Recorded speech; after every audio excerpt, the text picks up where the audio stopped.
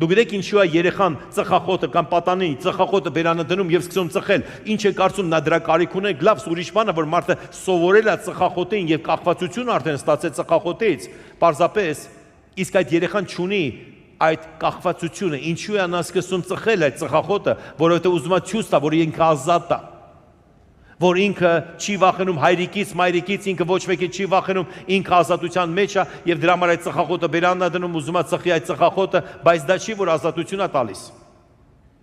Դա պարզապես ինքը հրճակում է, բայց չի հասկանում, ինքը արդեն կապվեց ծխախոտից, վաճառեց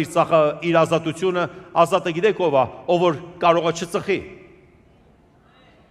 Եթե ինչ-որ մեկը խմիչքի շիշը դնում է իր բերանի մեջ եւ սկսում է խմել եւ ասում է սա ազատություն է, ոչ սա ազատություն չի։